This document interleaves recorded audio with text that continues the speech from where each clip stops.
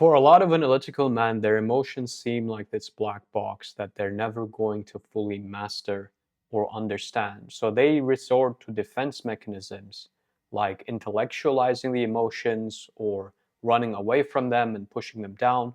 So today, I want to talk about a very important subject, which is emotions are not actually facts, they're predictions. And once we understand how the brain, using its prediction mechanism, creates these emotions, it makes it a lot easier for us to work with them, to transmute them, and to see them as an aspect of life that's a gift rather than trying to push them down. So let's get into today's presentation.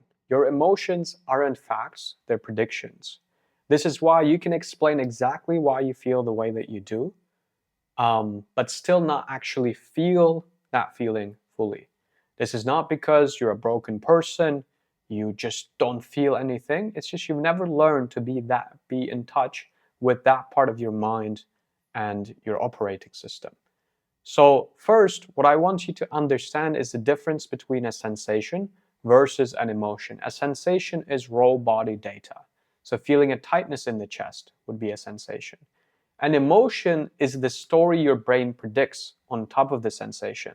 So it's like you can have the same bodily experience, but put a different label on it, and as a result, feel a different emotion. So what happens is the sensation can be the tightness in the chest, or a good sensation might be the warmth, right? The emotion might be I'm happy, I'm nervous, I'm excited. And the signal is just the data, the bodily signal that we're receiving, but the label we put is the interpretation of what's happening. So emotions don't actually just randomly happen to you, they are made by your experience, which is a quote from Lisa Feldman, who's a neuroscientist who studied this prediction mechanism in the brain. So we can have one bodily signal, right? It can be racing heart, tight chest, buzzing, and one person's brain might predict this as I'm ready to go, I'm excited for this game. They actually did this research study with athletes and found that the bodily signals the athletes experienced were actually the same. However, the way the brain predicted was different. So the difference between top athletes, people who performed better under pressure, versus people who performed average or sometimes worse under pressure, is their brain interpreted the same signals of tight chest, buzzing, racing heart as, oh, my brain is preparing me for this, for the top athletes, versus for mediocre ones or the ones that folded into the pressure, the brain predicted it as something is wrong. So what happens for analytical men is a lot of the time when they work with feelings, they learn to explain and not feel. Explaining happens in the language center. Feeling happens in the body before the words, right? And when you're someone who's been rewarded for analysis over and over again, you get really good at describing what you feel, but having a numbness to it. I see this a lot actually with guys who pick up this lingo around self-development, like, oh, my inner child feels neglected, or I just have a regulation problem. And they can say this in their words, but they don't really feel the impact of what they're saying. So the work actually comes from unlocking that part, right? I had a client who expressed this in not necessarily a shocking, but in a very real way on a call once. And he said, I can say that I love my wife, and in my own way I do, but I just can't access that feeling, not because of her, but because of me. So the important thing to understand here is when we push our emotions down, we can't selectively numb emotions, right? We can't say, oh, I want to feel happy, I want to feel joy, but I'm just going to shut off anger and sadness. When we push emotions away, we do it for all of our emotions. There's not a switch that makes us say, okay, now turn off sadness or turn off anger or whatever. So when we turn the volume down on the hard feelings, we also lose the good ones with them. Feelings like aliveness, joy, intimacy, they they become things we're not able to access because we've been trying to push away the sadness or the frustration.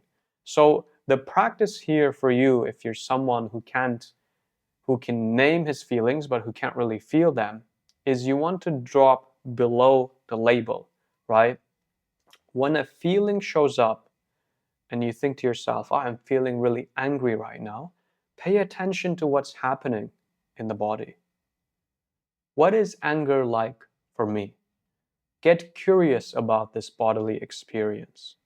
Find the sensation like, okay, when my brain has this prediction of anger, what's the bodily experience of that like?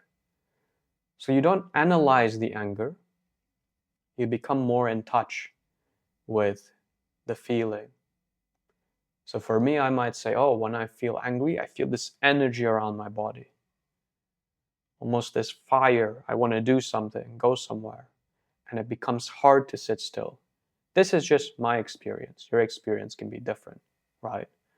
Or when I feel happy, there's this warmth around my chest and it's very expansive.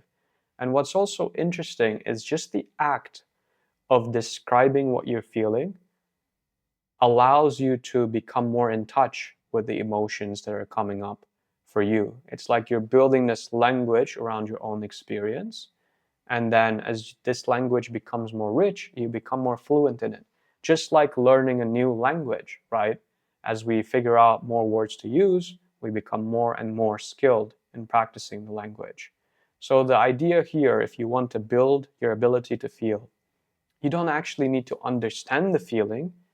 You need to pay attention to the connection between your body, the sensations that's coming up, and the prediction that your mind is making, and you allow that feeling to exist without being pushed away.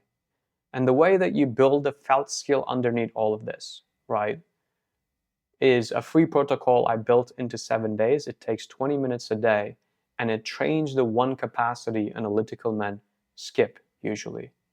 This is the capacity to feel anything that's coming up in a space of unconditional love. So we're not pushing it away, but we're just being with the feeling. So if you want my free protocol for this, the data-driven calm protocol, comment the word DDH below and I'll send you the link, or you can click the link in description and get this sorted in your own time.